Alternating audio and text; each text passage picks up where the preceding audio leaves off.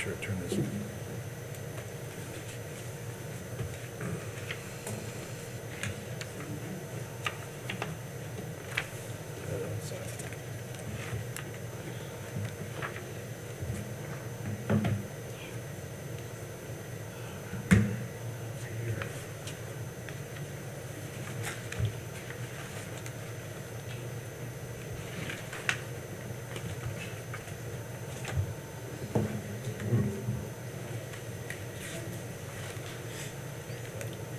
Welcome, everyone.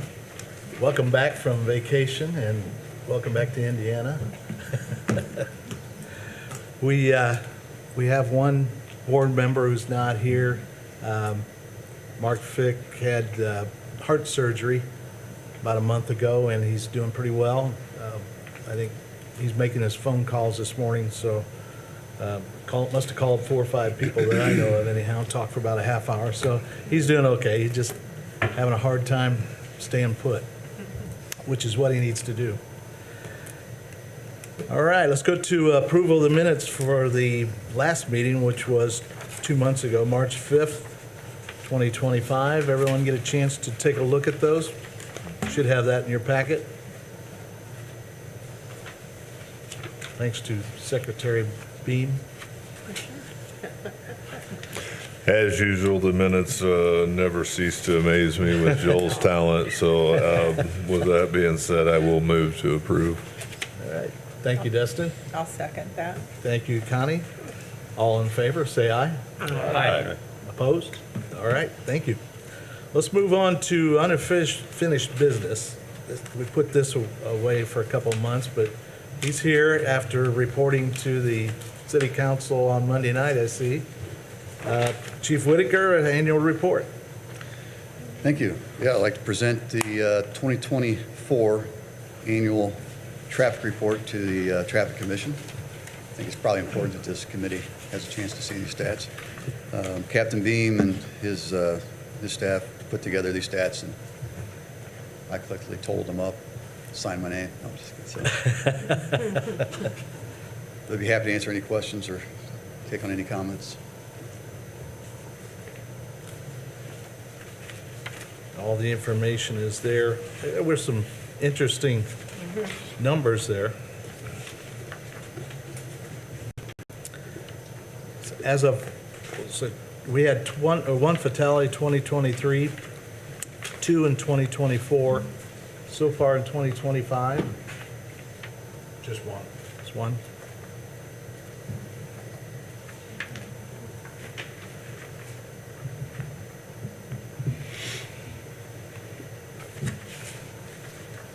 Anybody have any comments or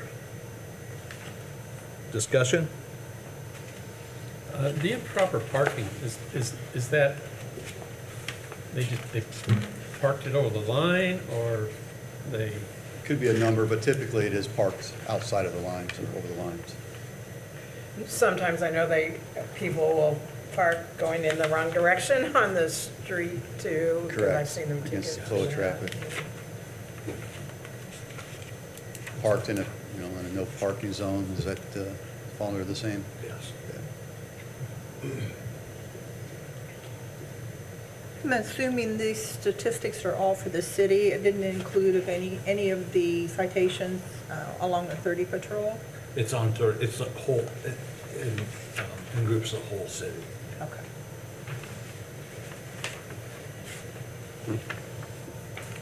Feel like city highway.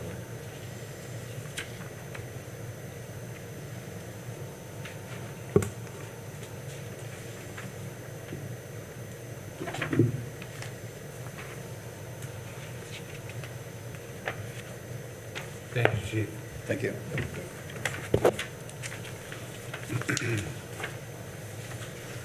Any comments? I mean, in general, the numbers look like they're going down for the most part. I mean, I guess Crashes. for negatives, and then for like parking and things like that, and but I mean, even like habitual traffic violator, like 23 to 8. That's great. Yeah, it just means they're going out to the county and getting stopped out there. Oh, is that what that means? Dang, I'm looking at it wrong. Then I was like, that means we have less. We chase them out to the county. Yeah, all right, that's fair. As soon as you hit county line, you just turn around? Yeah. Yeah, that's fair. Well, then I'm not that excited about it. Anyone want to move that we accept the report, the annual report? Sure, I'll move that we accept the report from Chief I'll Whitaker. second. Thank you, Jack. Thank you, Jason. All in favor, say aye. Aye. Opposed? All right. Thanks, Chief. All right, next, Detroit and Pope Streets. We're going to revisit the issue. What do we have? Can you tell what updates we've done and if there is anything statistic-wise that we need to consider as we go from here? Well, updates, last fall, we did go ahead and put the pavement markings down to kind of delineate where everybody should be as far as that goes. But I have not heard of any updates as far as issues or any calls to my office. Joel, have you had any incidents with accidents or anything over there? So we have had a few, I'm trying to find my list, a few crashes there, and it was kind of unique. There was only one where a vehicle was on Pope Street turning left and going south, and that had that crash. And I think that was what we think of when we have crashes there. There was two that a vehicle was going north and turned right into a vehicle waiting to turn left. We had one that the vehicle was on Pope Street waiting to turn left, and there was a truck pulling a trailer, and so he backed up to give him room and backed up the car and next to him. Then there was another one that a person was driving and backed out of his driveway on Pope Street and backed into a car.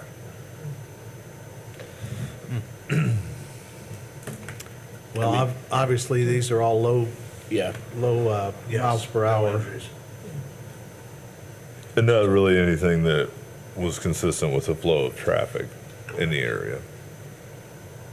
Did you notice at all what, was it before school, after school, noon, during those time periods? No, or- I did not look at the times. Okay. I imagine that's probably when it happened. 'Cause otherwise, it moves pretty well. All right, thank you. I promised someone I would bring that up. So, downtown parking. There was a 15-minute limit request for at the angled parking on Buffalo Street at the side of the River Coffee House. Mr. Sweeney, since you're here, have you heard that request, or have you heard anything about that?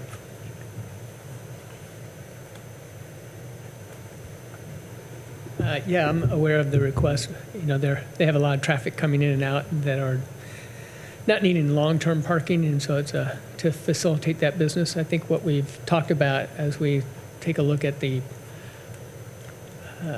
implementing some of the parking recommendations is taking a look at how we place 15-minute loading zone types of parking spaces to work for all the downtown. And so I think this one's needed, but that we'll take a look at what that process might look like in the future.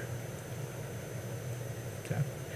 I would agree with Terry on that because I think we're so close to coming up with some other recommendations, reference parking that, and I think we turned one down 3 or 4 months ago again because we were kind of waiting to see how everything shook out so that we make the best decisions possible as to where to put some of these 15 minutes or loading zones or whatever. Yeah, and that one where they're looking to have it could service also the bakehouse, which is also an in-and-out type of business. So, you know, that's what I think what you want to look at is where the concentration of in and out. You can't put those on every block for everyone, but take a look at it more strategically and come up maybe with criteria in the future. But this one seems to make sense on its face. Okay. Any other discussion? Are we allowed to ask who is making this request?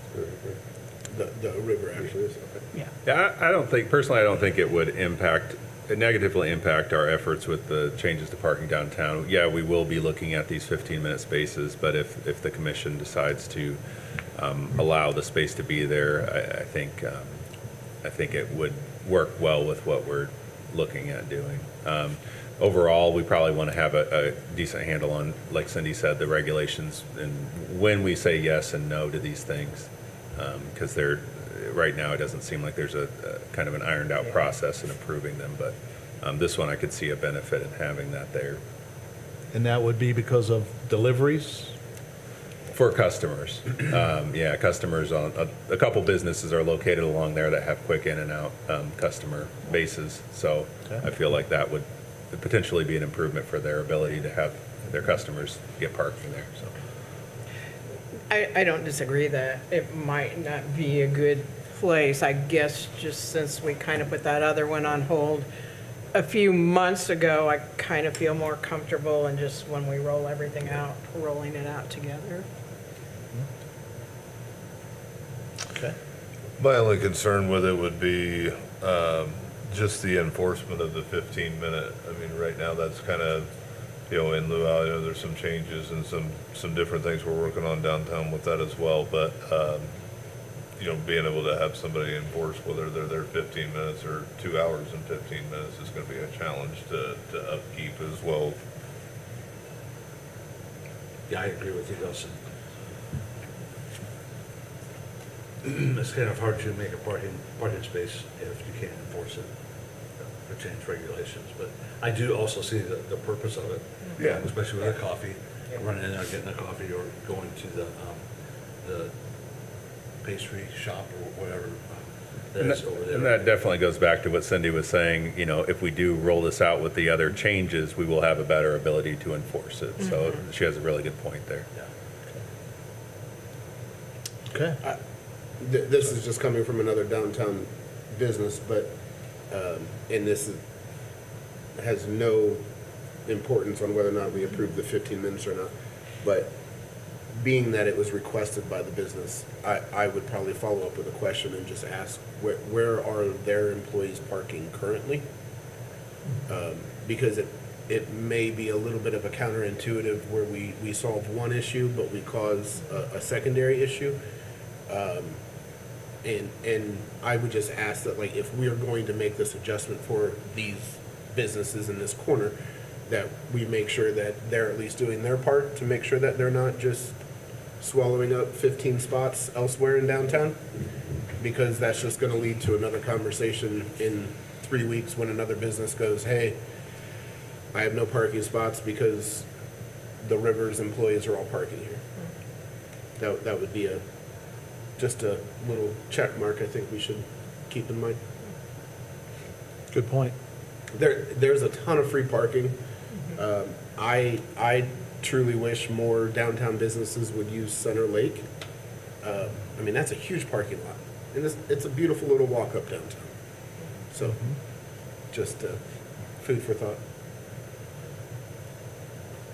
Okay. Any other discussion? All right, looks like we're going to table this for Terry and the downtown group and good input from you guys. All right, let's move to new business. One-way westbound on Main Street at Bronson Street. The cross traffic has a difficult time with visibility. It was reported there are 2 recent crashes at the intersection. Let's see, Sherry, did you or somebody else here want to make a comment? If you could. Okay. I've requested in the past before the bike lane went in. And what's your name? Oh, Kim Hart. Okay, thank you, I live Kim. on the northwest corner of Main and Bronson.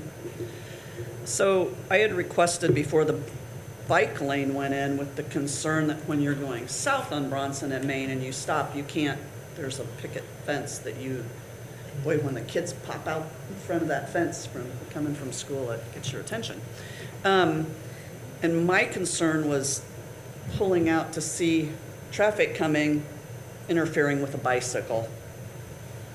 That hasn't been the problem. The problem has been, and I will say, the first 17 years I owned my house, the house catty corner from me was vacant, except for the raccoons.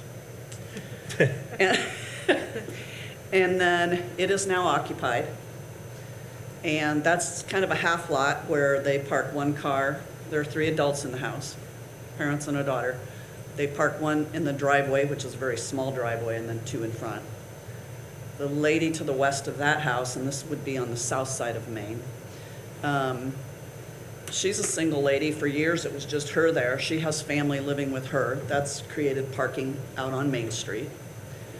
When you're going north on Bronson, it's almost impossible at times to see. I kind of creep out, and I can't tell you how many times I've had cars come in front of me and I didn't see them coming. It's become a problem, and you said 2 accidents. That was just in March. There was one in February. There was one last July. I don't know if there have been any when I wasn't home or not. So I pulled the stats, and you're correct. Okay. There's been 3 this year, and then 1 in July. Let me comment on the one in July. Was a teenager. First car, left Kroger's from work. It was dark out. 3 of these accidents, the July, February, and the March 16th, were all on Sundays. And then the one on the 24th was a Monday evening. And that has something to do with it because you can't see. I mean, there's cars parked there and you cannot see. But that poor teenager was beside himself. I went out, I thought I heard this noise, and I thought, what in the world happened? What happened to his insurance? A teenage boy, he avoided the car that was coming north. He threw the stop sign, street sign, at my house. It landed 2 inches from my house, below my living room window. And I'll bet that car came up through the grass before it hit the pole and was probably within 5 feet of my house, 5 to 6 feet of my house. I don't want somebody's car in my living room. I just really don't. We've got increased pedestrian traffic with the new sidewalks, which are great. Sherry and I have used them a lot. We're getting out and walking. But the one on February 2nd, that truck ended up, I'm not sure if it was over the front sidewalk or not. But, I mean, this has really become, the one on the 16th, I looked out, I'd been working in the back side of the house, and I looked out and saw a car on a flatbed. So we've got, and then the gal that pulled out and caused the accident from Bronson on March 24th, she said 51 years it took me to get my first accident. With the cost of insurance today, I know there's this federal, I'm not going to call it a law or rule, I'm going to call it a guideline about 5 accidents to put a stop sign up. I think we need to look at preventing accidents, not waiting for future ones. I think that's all I have to say, Thank you. unless you have any questions. Well, I'm sure there are. So I did pull the stats for that intersection. It's kind of interesting. So 2022, there was 2, 23, there was 1, 24, there was 1. All of those, the vehicle was going southbound and pulled out in front of a car, failure to yield. Some of them thought there was a 4-way stop and pulled out in front of them. All of them this year were northbound with the obstructed view, as Kim stated, which I also found interesting. I missed a very important thing that she's going to touch on. One thing that I would like to note is that on Speak up a little, Bronson's. please. Can you speak up a little, please? Okay. Thank One you. thing I wanted to note was on Bronson Street, all the way down, there's stop signs at every intersection, all the way to the fairgrounds, except for Bronson and Maine. And also, the children are out riding bicycles down through there, and that is just so dangerous. They go through there, and people can't see, and somebody's going to get hurt, and I hope it's not a child. So I'd appreciate consideration of maybe putting a stop sign there. Thank you. Thank you. So for clarification, and he's looking it up, but, North-south doesn't stop. so what signs do we currently have at this intersection? There is a north There's and the north southbound and stop south sign. stop sign. No east and west, or no westbound, it's a one-way street. Okay, but Bronson coming south or Bronson going north, we're stopping. Right. I think she's saying there's a four-way traffic control all the way to the fairgrounds. Gotcha. That's not it. Any street that crosses Bronson stops except Main Street. And I've been honked at, cussed at, for pulling out in front of people That's her going the house. wrong way. It's amazing. It's a free-for-all, quite frankly. I mean, it really is. Which, yeah, Bronson's southbound, or northbound is what you need. I'm trying. Okay, Just that's it. clarification, Sheridan Street does not stop there. There is not a four-way stop at Sheridan. It doesn't cross Bronson. Bronson's easy to Sheridan. True. Same as Smith Street. Yeah.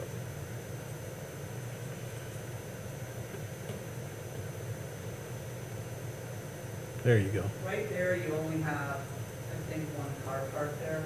Looks like in it. that photo. But now, when you look at the times these accidents have happened, there's a solid line of cars.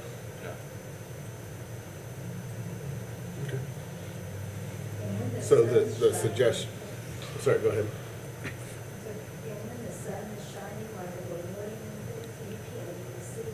Can you go up to the mic, ma'am, please? Yeah, we can hear with the mic a little better. Okay. Thank you. When the sun is shining, like when I come home of a morning, I come through there and I have to sit there and look and wait because you can't see because of the sun either. So then I just look and wait for a little bit and then I cross when I've looked and I don't think I've seen anybody through those 6 cars that are parked down through there. So they're SUVs and vans, so they're very big vehicles. So.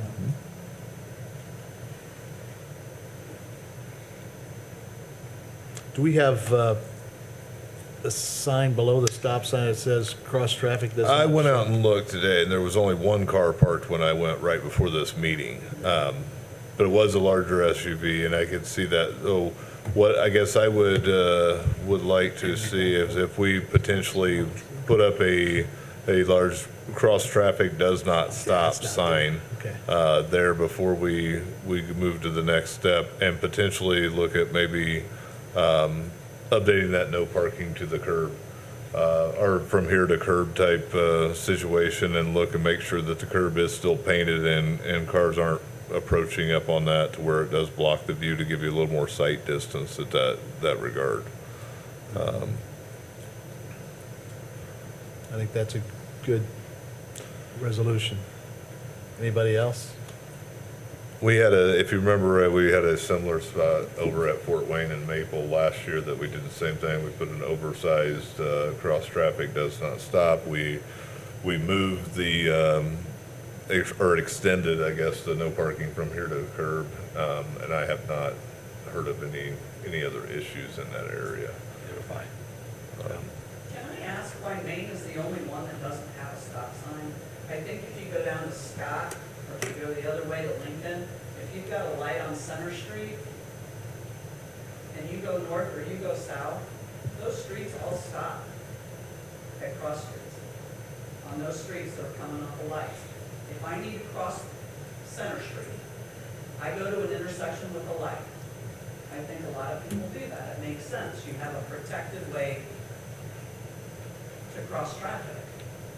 But why is Main Street the only one that doesn't have a stop sign already on Main? Well, that's what was set up by our prior mayors and council, but I don't know that we need one necessarily at Fort Wayne Street. We have a stop sign eastbound on Fort Wayne.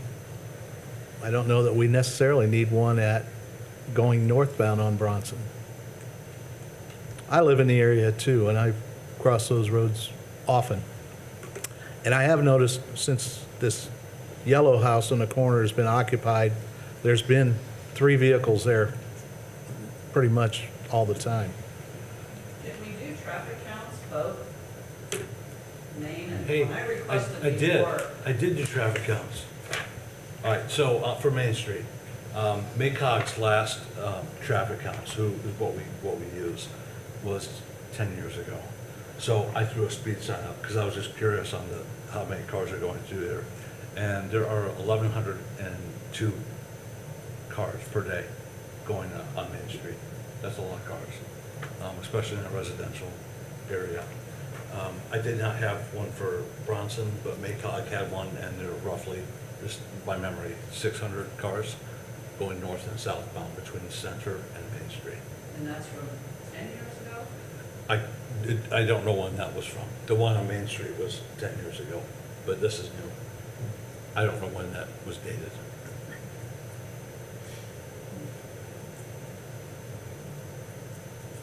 Things have changed. Kim, can you step up to the mic for me, please? Can you explain to me, again, maybe I'm just confused on how Main and Bronson is the only one that doesn't have a stop sign?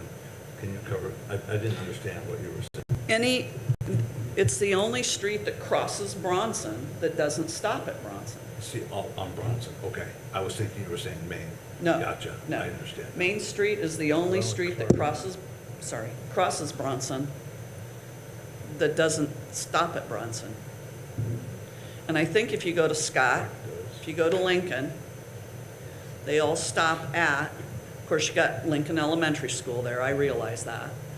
But I think if you go down to Scott Street, going north or south, I think Main Street stops at Scott. Fort Wayne stops at Scott. And I think as you go north, they all stop at Scott. So to me, a stop sign would make it more conforming.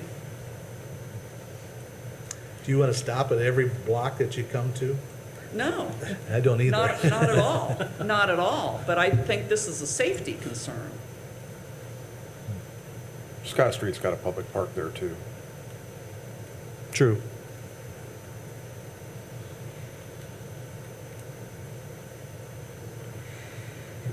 Did you have any other questions for Kim? No, thank you, Kim, that's all the questions I have. Thank you. So your resolution on this is to do what now? I think our starting point is to put an oversized cross traffic does not stop attached to both stop signs there in order to signify to the drivers that, hey, just another warning that the traffic is not stopping. From there, we will review what the setbacks are for the no parking from there to the corner, and potentially update those, maybe look at extending those for starters.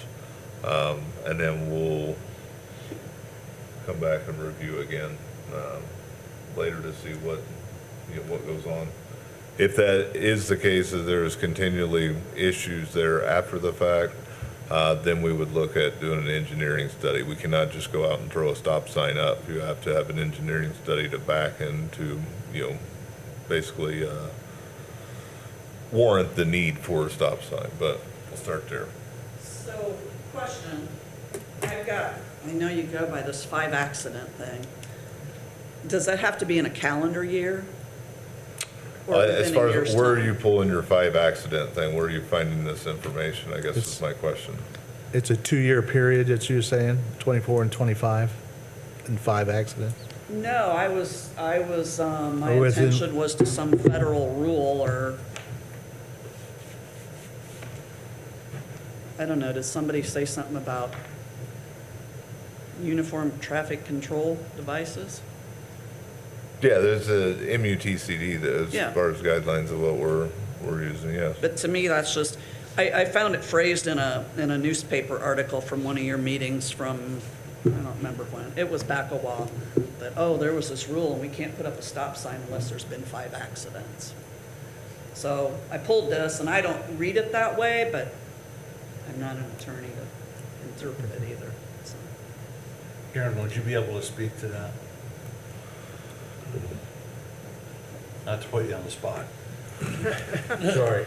No, that's fine. I'll be honest, I'm not familiar with that being the rule of thumb. I mean, maybe there Nor are am I. some guidelines that suggest that's a threshold that when you do an engineering study, you might land on as part of your supporting to justify a traffic signal. But no, that right now I'm not aware of that being anything that we go by and anything that I've done in the past to justify it. So I think if we felt like it was warranted to look at it, we don't need to meet that threshold to look at it and possibly come to a conclusion that it may or may not be something we would suggest to happen. Are you aware? I think what Dustin's proposing sounds like a good start from my perspective. I'm not sure how old that photo is. That tree that I see there may be something we look at too as an obstacle. But there's certainly one of the rules of thumbs is a sight line from when you're stopped and looking. And I don't believe that there are good lines of sight at that location. And it sounds like that's probably what's contributing to the situation. And that should be improved by some of the measures Dustin suggested we could try. Thank you. Aaron, before you get away, are you, do you have knowledge? We talked about this Maple and Fort Wayne, same situation with the vehicles that are parked there. And we made this change, and as you said, we haven't had any complaints or necessarily problems since then. Do you recall what we did there? I don't recall. I believe that was done before I was in this position. Okay, that's what I was wondering. You know, Okay. Well, it would be, if while we're up here with questions, I feel that it's a fair attempt what Dustin's proposing. And maybe we do, if Maycock's traffic counts are outdated, that would be the first thing I would want to do before doing any engineering analysis on there. So maybe we could proactively get that information gathered and just have a leg up if that is the next step that the Traffic Commission may want to do here. I'll contact MACOG and see if we can get on their calendar. Okay. And just to follow up, I did go out and look at this right before the meeting. The tree canopy looks okay right now, but Kim, I want you to be assured, we're going to look at this in depth to make sure that, I mean, the last thing we want is anybody to get hurt. I mean, that goes kind of unsaid for what we're trying to do. Yeah. So, I appreciate you bringing it to our attendance, but we're going to go through steps to make sure that we have a systematic flow instead of just jumping to something that may cause an adverse effect. So, in adverse effect, I mean stopping the flow of traffic and creating more issues down the road on a side street or somebody else trying to dodge, around the stop sign or the newly added four-way and creating more problems. So, we'll look at the tree canopy. Like I said, we'll look at that setback, try to improve that sight vision. If that doesn't work, we'll go to the next step, but it won't be forgotten. So appreciate you bringing it in. and this is just the first step. If we were to approve something, it would go to the city council before it could be brought to Installed. ordinance. So this is the place to start. From the aspect of enforcement, are you noticing any issues with vehicles encroaching on the yellow portion of the curb? Has that been an issue that you've noticed? No, Okay, all right. I don't think, not as of there. They're still behind it, okay. I will add, I think most of the commission knows this, the site triangles that I speak on are based on maybe not the speed limit as much as the speed that we see most vehicles traveling on the road. And so if there is an issue of vehicles traveling faster than they should be, that might need might need looked at from that perspective as well out here. Speaking of which, thank you. I do have speed Good counts. segue. Thank you. I do have speed counts as well. So the average speed on there was 23.56 miles an hour. 50th percentile, 24. 85th percentile was 28. So I know people who live on that street won't probably disagree with that, but that's what the speed board sign said. And what's the actual limit? 30. 30. Yeah, So I should have covered that. You should have been sitting in my living room last night. I'm not saying cars don't speed. I'm Yeah. not saying that. exactly. And when you're standing there, 30 mile an hour is really fast. But, Well, it was one that wanted to sound fast, too. uh-huh, exactly. Thank you, ladies, for Right, coming. that's what I'm thinking we did on that other.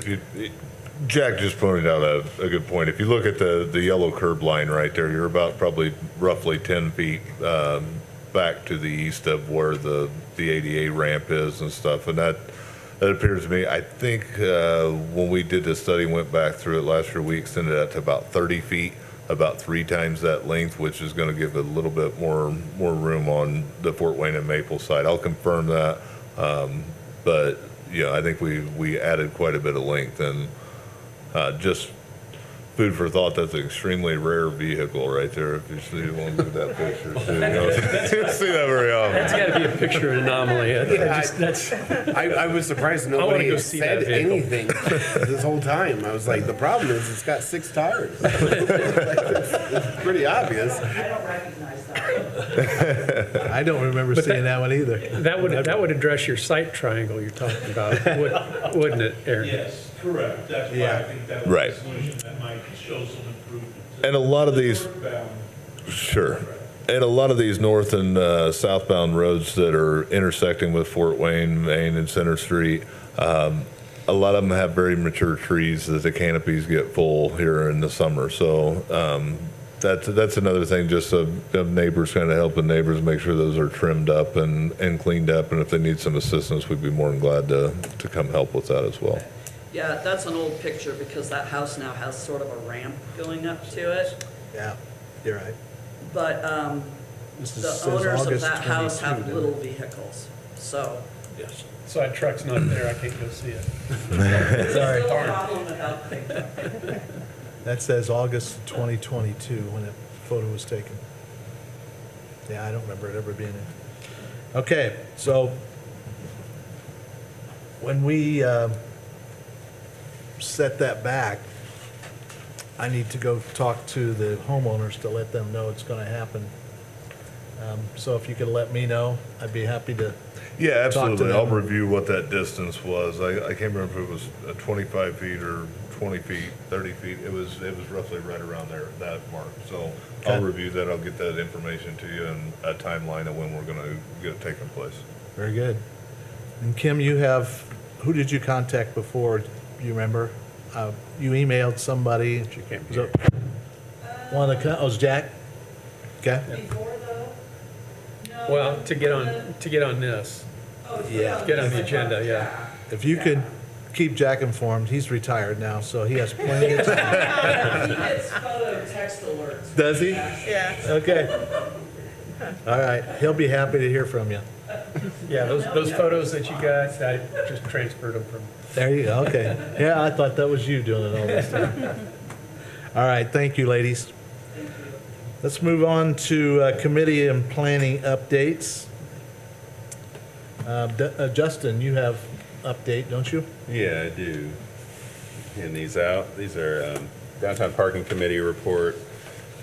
We've presented in front of City Council, so some of you are familiar with this, some of you are on the committee, so this definitely doesn't have to be a monologue. We also have Terry here to take part in this conversation. I think the result of this. David, would you like one? I've got an extra copy for him. We don't need any more of those. Okay. Fine. Thank you. So, the result of this conversation, I would like to see if the Traffic Safety Commission can make a couple recommendations to council based on the hours of enforcement and fees and any other topics that come up in this conversation. We may be able to make a couple recommendations to City Council for the ordinance side of downtown parking enforcement. So there's a few facets to this, but today I'm hoping that we can do that or just discuss it and maybe make a recommendation at a future meeting. So just to kind of give you an overview, some of the major issues we identified in downtown was a lack of consistent enforcement for parking, and that came up over and over again in several planning documents and from citizen complaints as far as a lack of enforcement. And this has a lot of facets as well. It relates to what tools we use to enforce the parking. We have a chalk system that has a lot of problems with it. It's kind of antiquated, and we don't have an ability to enforce during adverse weather conditions, or people can also manipulate the chalk mark on their tire as well. So there's a lot of downsides to our current system that we use for enforcement, which leads to that lack of consistency. People gaming the system was another issue that we heard came up repeatedly, where people would move one space, or they would just move their tires a little bit, so it looked like they had moved their car, but they're just staying in the same spot all day. Another potential thing we wanted to address was growth. So we have a few new developments that are occurring in the downtown area. We wanted to make sure our new enforcement methods accommodated for that future growth. So solutions, we wanted to come up with a consistent, customer-friendly enforcement program. So that would entail a digital scanning system to get rid of the antiquated chalk system we currently use. We wanted to maintain the 2-hour free parking downtown, but we still, again, wanted to implement something that after that 2 hours elapses, they had the option to pay and stay in that same spot for the rest of the day. They didn't have to leave a meeting or run to their car and move it. They could get on their phone and potentially add time to their stay downtown, or they would have to leave that to the free zone and park somewhere where they had. They would have to leave the paid zone and park somewhere where it was free or unlimited after that 2 hours had elapsed, thus turning over more cars, more spaces downtown. So these were the kind of the solutions we came up with. The committee met with, we hired a consultant. We met with several companies, 6 different companies responded to our request for proposal. Out of those 6 proposals, we whittled it down to one responsive company that was the best option we felt as far as equipment goes, and as far as their ability to tailor their system to what the city needs. So we have a responsive company that we think we would like to consider moving forward with.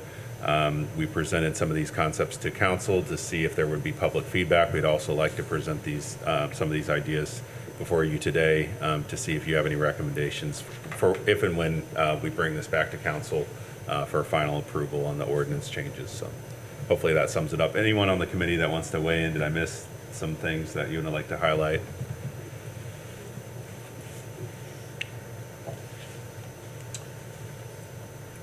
One thing I was kind of interested in getting more information of, and I think maybe I'd reached out, cities or towns of similar size, maybe if we could reach out to them a little bit to see what problems. I think I got an answer back that picture like Noblesville and Indianapolis and so forth, but those were maybe not quite comparable. So that they did run the gamut from size. Yeah. Our consultant that we were speaking with has everything from one parking garage that has 62 spaces. I think I included that in the response. But if you'd like to speak with somebody that manages the similar amount of spaces that we have, we can definitely do that. Yeah. But their response was anywhere from 62 spaces to 8,000 spaces they currently manage. So the system has the ability to customize. I think they sent those because they were like, this is the worst case scenario. These are large metropolitan areas that we manage, and they have a good experience with our software and our programs that we've implemented. So, and they've run into every problem that we could possibly face. So I think that was their intention with giving us those references. I was going to say, gross revenues, all income from parking fees, fines, and other sources. So I'm assuming if we go this route, the city will be hands-off with parking management. Is that correct? No, so we would still use our city staff to manage the enforcement of the parking. So they're issuing the tickets, the citations. When it comes time, if you get a ticket, they'll manage the back end of that process, but the city would still have the ability to change fees or wipe out tickets if needed. There would be an appeal process, but then we could add a layer at which the city would be involved in the appeal process. So we wouldn't hear every appeal, but if there was something specific that came up, we could hear those appeals as well. Okay.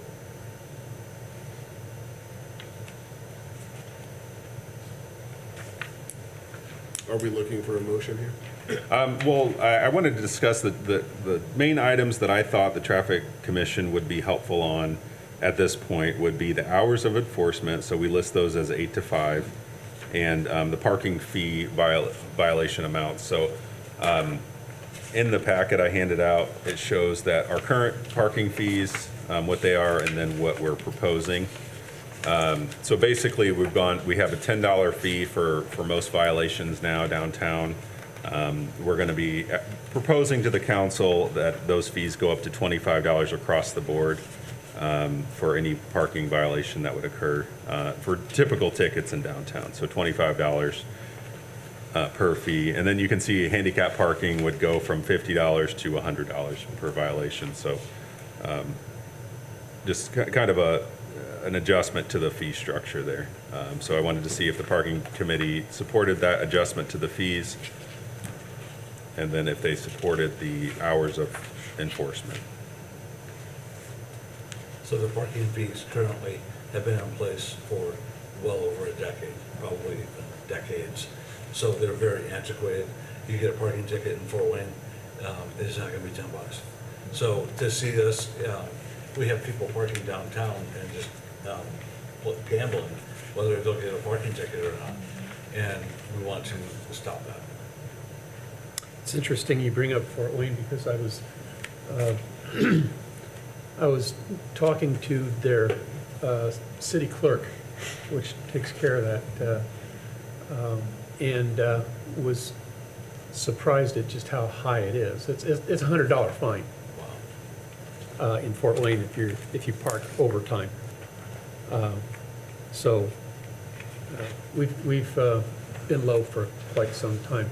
One of the things that I'm curious about, Justin, and I apologize for not maybe bringing this up sooner.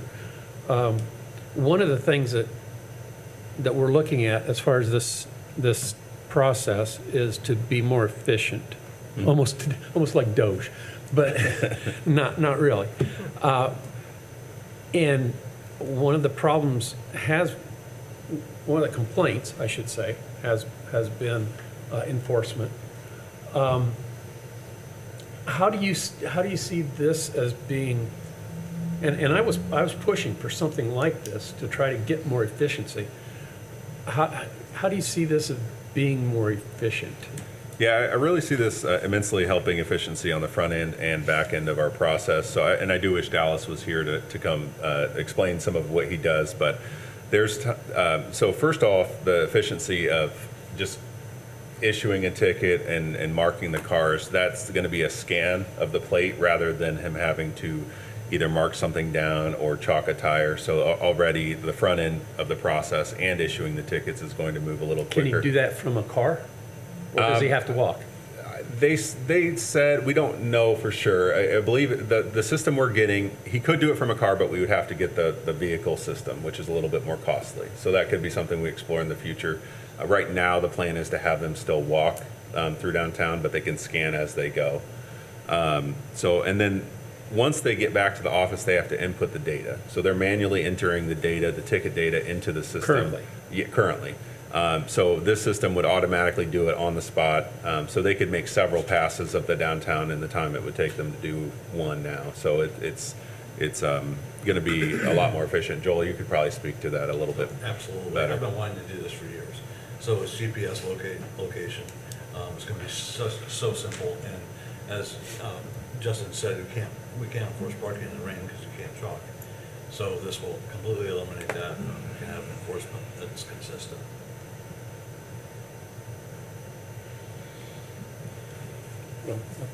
I'll talk about a few other things later in a different capacity. Okay.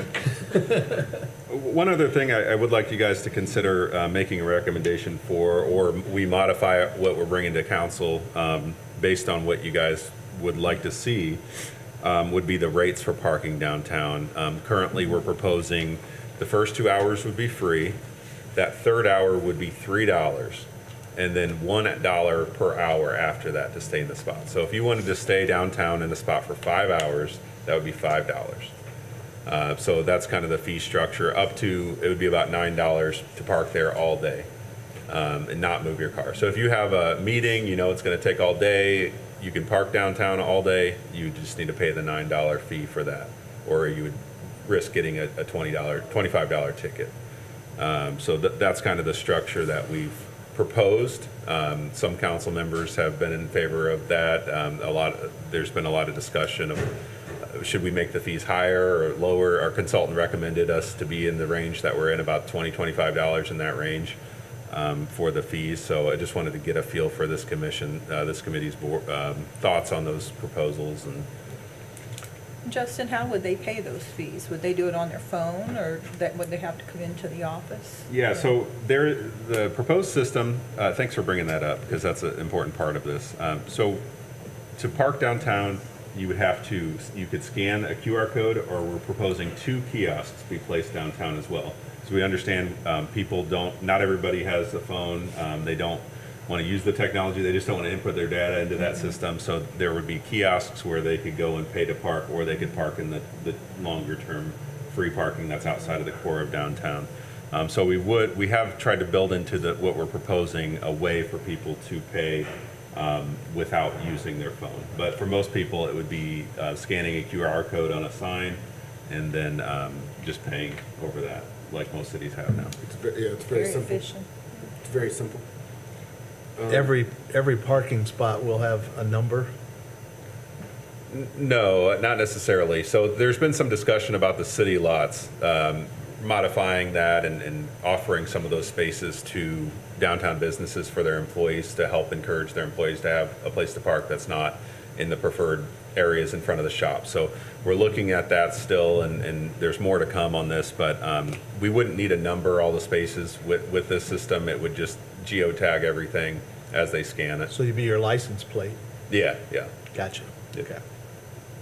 One thing I forgot to ask then, we would still maybe maintain some all-day parking spots around the perimeter Oh, of yeah. our downtown Oh, yeah. like And we've done? We Okay. may adjust the perimeter edges a little bit here and there, especially as new developments come online.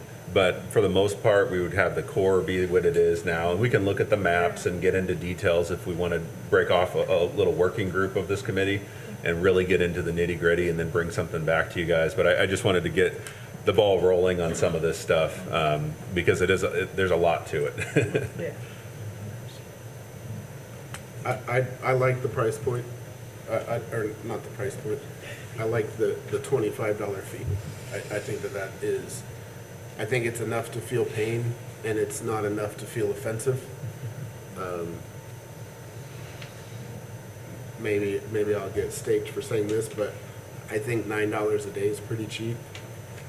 So I don't know if that's enough pain. I just don't know if that's. I mean, $3 and then $1. What was it? It was $1 after the third hour. Fifth hour. Yeah, so the third hour is $3. So and then it's basically, if you think hours wise, it just keeps with however many hours you're out there. So Yeah. 2 hours free, and then so you should pay it. Yeah. I mean, I So you think can have that's pretty cheap. 5 hours then for $9 because of $3, $3 after the first. So it's actually just $3 for the first hour of overtime. So it's just basically $1 an hour, but that third hour you're paying for your two free hours is how they recommended How about the fourth and fifth then? Those are just $1 an hour. Yep. Okay, how do we get to the $9? So that's from 8 to 5 p.m. So the first 2 hours are free, and then that third hour is That's $3, $1 and then $1 an I hour got you. after that. So Okay, I understand. it sounds more confusing than it is, but I was kind of like you, Jason, wondering if that was enough, and then I kind of put it into perspective. If somebody's working 5 days a week and parking there 5 days in a row, it would be, what, $45 for the week, which is way more than it would cost to rent a space for a month. pretty Yeah, much and that's fair. anywhere. and those are things the council can adjust. So if we get into this next year and we say, hey, people are just parking there all day, they're just paying the $45, we could adjust that as we got into it. But right now we're trying to strike that balance of being friendly, welcoming in our downtown, allowing people to come down here and enjoy what we have to offer, but also creating more of that turnover that the shops need to keep their business going. Well, I make a motion if you need a motion. Oh, Yeah. oh. Brad, do you have? So my question is, what's the pro con for if the issue is getting more people the availability to have parking, but then we're giving them the option, somebody get into a 2-hour spot and then be able to pay all day last minute, that's taking away that option for other people to be getting into the city. So what was the pro con to come up with that? Is it more so, I guess, that's the question. Is it more so an issue to get more people the availability to park, or is it more on the enforcement side of if they're going to stay there, then they're just going to pay more money?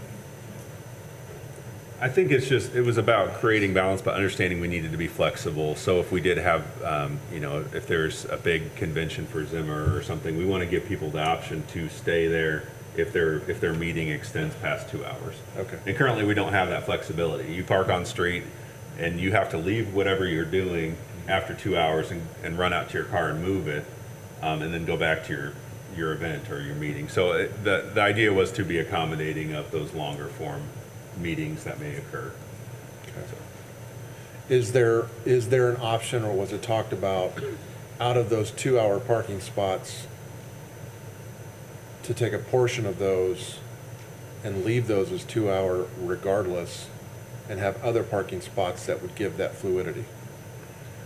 We haven't talked about that, but that's why we're bringing it up here. If there's any thoughts on that, I mean, Terry, I don't know if you have any ideas, but we hadn't considered that, where you could not have the option to extend the time in the space, but I believe the system could do something like that, where we have a very specific zone. Maybe it's just Buffalo Street where you cannot park over 2 hours. I haven't heard that come up before, but it could be an idea.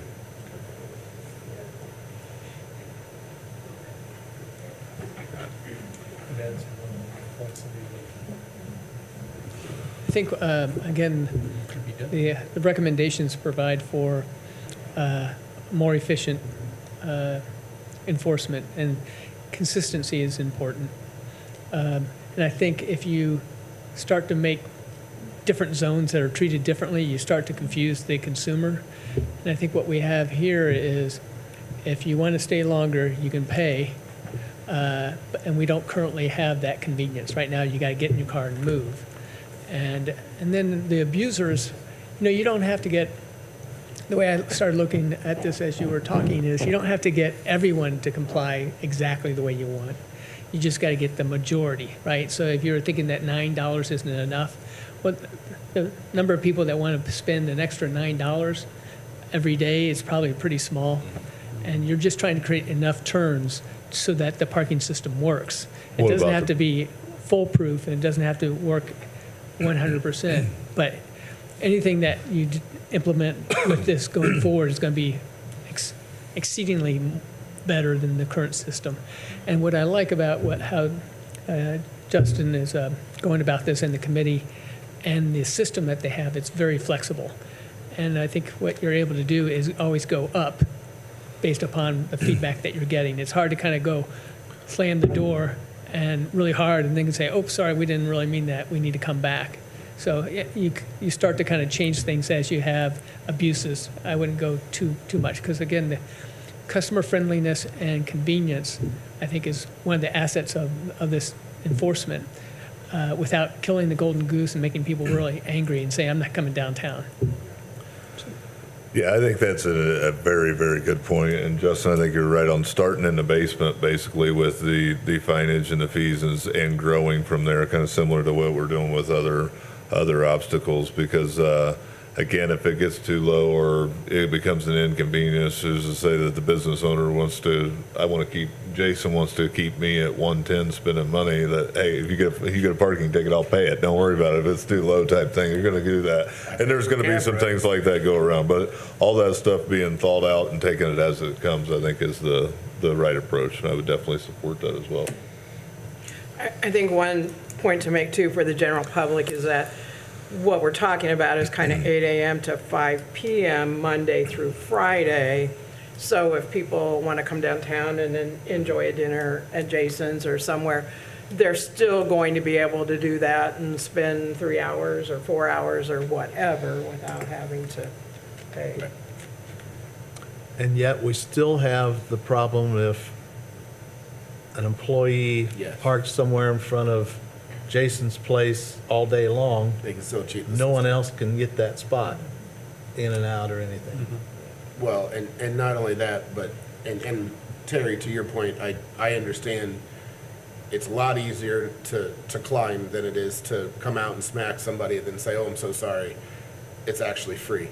But with the 2-hour parking still free, we still potentially, from an enforcement standpoint, run the risk of people going, okay, I'm 2 hours here, now I'm 2 hours here, now I'm 2 hours here throughout the day. That actually They can't do is that. prevented with this. It is? Yeah, so you Wonderful. can't space hop with this. There'll be a zone where you get 2 hours within that zone, and then you have to move outside of that zone if That's you don't good to pay point to out. park Gotcha. there. Even if you come back in, you've already gotten, the way they have it right now, you've already gotten your free 2 hours. So once you start a parking session, that 2 hours is going. Now, if you leave after an hour and come back, your free time is already expired. You have to, when you start this session, it'll be charging you right away. So the abuses will, I think, go down a great deal. Very cool. And they've spent a lot of time on figuring out, and there'll be more time spent on how you roll this out and make sure that there is good communications and that the public has a grace period. And that one of the things we haven't talked about, that with even though they have the license plate reader, it's still up to the officer to decide whether or not they're going to actually write a ticket. So if they've talked about, having that leniency, if this person's never had a parking ticket before and they can tell that because they'll be in the system, that maybe they just issue a warning for the first time. So there's a way to really still have that human element of, well, I'm not going to enforce or give this person a warning first to start with. Cool. Thank you. And if they repeatedly, we'd still have that license plate, so if they repeatedly do that, they could be contacted if they are employees, Right. and maybe we can ask them. We could actually have an actual conversation Exactly. and say, hey, you got to Whereas stop it. before, we didn't necessarily have, well, we had a plate number, but we didn't have the reader. Well, we talked about even an escalating fee system, so that your first ticket is 25, your second ticket might be 40, and you can decide how it goes up. Because Right. what Yeah. you're really trying to do is get the people who are abusing the system, and to the detriment of the businesses and the customers. And so, I really think that's needed, Yeah. the escalated system. yeah. Great work, It'll Justin. be on Scott's report next year. Prepare your report, Scott, for next year. Chief, you need to add a column to your report for next year. All right, so Jason, would you like to I move would that love we to make a accept this motion as? for a parking adjustment. I would love to make a motion for that. Thank you, Jason. I will second. Thank you, Joel. All in favor, say aye. Aye. Opposed? Very good. I think. And just looking forward, we're hoping to roll something out this fall. It takes a little bit of time. We got a lot of signs to put up. We got some contracts to approve before we even take those steps. And we have the council will need to approve the ordinances. So we have a lot of work to do still, but more to come. I might bring some more materials back to this board as well to get some additional feedback as we proceed. So thank you. Thank you, Justin, for bringing that to us. Any other matters might come before the board? Can I ask a question? Sure. Well, I'm here. Okay? And I know you guys don't have control over this, but the north-south railroad tracks where you've got the two lights to cross through, I'm sure it's been brought up before, but is there any communication with the railroad to make them smoother? We'd just like to have them eliminated, frankly, So actually, or on flash. you're talking smoother as far as the railroad crossing itself or the lights? Yeah. Yeah. Yeah, no, the railroad crossings themselves, they have a 1-800 number with the crossing number on there to call. I have the girls in the office call every single day because I cross it hundreds of times a Punch day. that number, I'll call every single day. Yeah, it is. I think I've had a couple car repairs because of those tracks. Oh, I'm sure. And we just had the mayor's office reach out just last week as well. I reached out to the planning department and multiple other departments to express the nature. Fire, police, all of them were kind of pushed to help us contact. But unfortunately, the railroad has. East-West went so long without being fixed, and now that they're fixed, it's like, okay, now we got to go back to the north side. Yeah, no, I was just to echo what Dustin was saying, I know the mayor has an active email thread right now with the railroad working on that issue, so he's trying to get it, push to get it addressed, so. Would it help any if the traffic commission They endorse that? They kind of do what they want. It's Yeah, very hard that's what to I work figured. with the railroad. Probably if we all call. Lance, I don't think we carry that much weight. Yeah, you never know. I do, All right. I do have one thing. So we are in May, and May has a couple of things that it's known for. Close to me, it's Brain Tumor Awareness Month. But it's also, May is National Bike Month. So we have a bunch of bikes that are in this community with school closing, just urging everyone to be careful. Watch for those motorcycles as well, and watch for those guys on a bike. Thank you. That's a good point. Any other matters might come before the board? If not, I'll entertain a motion to adjourn. I'll second. We need I'll a make the first. motion. There we go. All right, thank you, Ben. I'll second it. So excited. Third, fourth. All right, all in favor, say aye. Aye. Thank you, everyone, for sticking around and the discussion. Appreciate you ladies for being here. Next meeting, June 4th. There's always unintentional consequences. I don't want to damage anybody's business. I'm sorry. Talk to you for a minute about the planters. So, obviously you need to clean those suckers off. I've got pruners I can come and look at. And we've lost a couple of the annuals out of, there's none in this bin. And, yeah, those look real good. And the way it's setting, we need to replace that. Is that okay to replace